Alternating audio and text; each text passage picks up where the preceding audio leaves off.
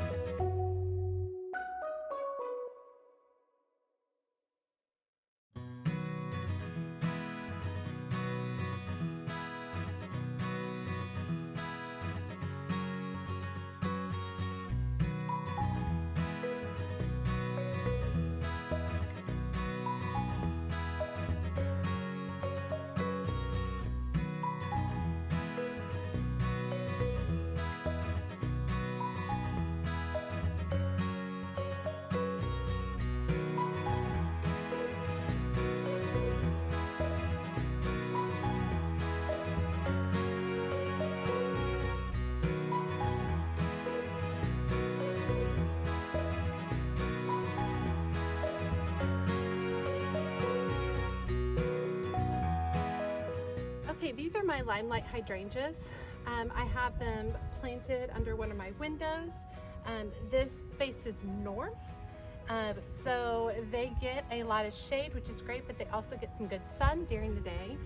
So what I'm going to do is I'm going to be cutting this back by about 1/3. So I'm going to be cutting it back to here, and I'm going to look to be cutting directly above a node. And a node is an area where a new leaf is forming. Okay, so I want to cut above that node. And if I cut above that node, it will force it to branch into 2.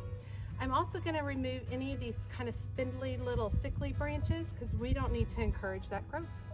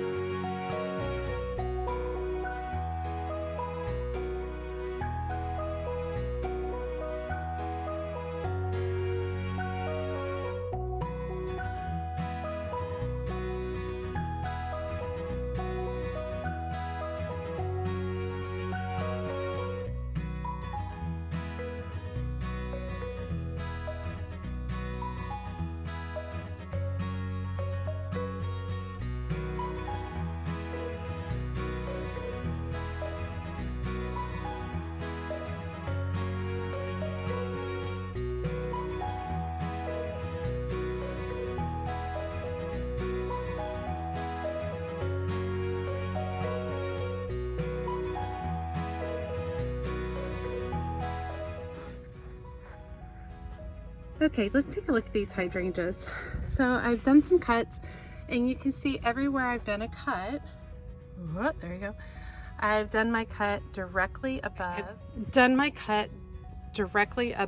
A node where 2 leaves are coming out. And I've done that throughout, and I removed anything that I thought was like small, kind of weak branches, kind of opened up the center a little bit, which is great. There's another example. You can see where I cut right above there. Now, not all hydrangeas are the same. Limelights bloom off of new wood every year. Get back here so you can see. They bloom off of new wood every year, so it's okay that I'm cutting them back at this time. If your hydrangea is the type that blooms off of old wood, do a little research before you start trimming away, because you might be trimming away all the blooms for that year.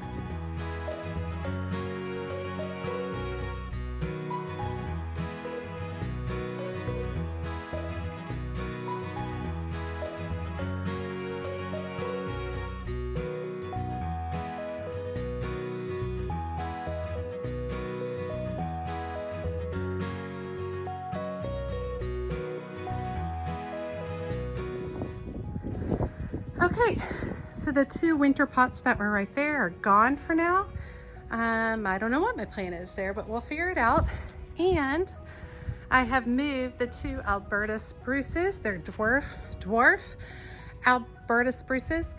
I moved them on either side of the walkway. This guy went in just fine.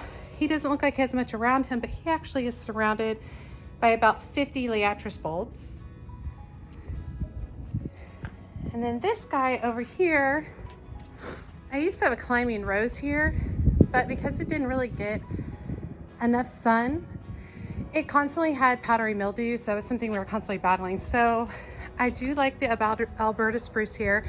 I did have a few Dusty Millers that were left over from those winter pots, so I went ahead and pulled them out and put them there. I think it looks nice, y'all. Okay, I hope you guys enjoyed that little project, moving those dwarf Alberta spruces out of the winter pots and into the ground on either side of my doorway. They look great. And they'll be green around my doorway all year round, which is fabulous. And then trimming back my Limelight hydrangeas. Did want to remind you that my Limelight hydrangeas, they bloom off of new wood. So if you have hydrangeas that only bloom off of old wood, now is not the time to cut them. Do a little research before you go and trim those back. I did want to just address a couple of things. I get a lot of questions from people asking, well, if I put this here, will it be okay there forever? Like, is it a forever thing? I'm nervous to put a plant there. I don't know what to. Here's the deal. Gardening is flexible, all right? A lot of people think that once you put a plant in, it's forever. It's in forever there plant. It's not. I highly encourage you that if you don't like something or if something doesn't feel right, move it. Dig it up, move it somewhere else. If you don't like it, give it away. Give it to a friend, neighbor, someone else. Don't sit there and just not enjoy it. But gardening is supposed to bring joy. So if something in your garden is not giving you joy, pull it out, move it, give it away, do whatever you need to do to bring that joy back to you.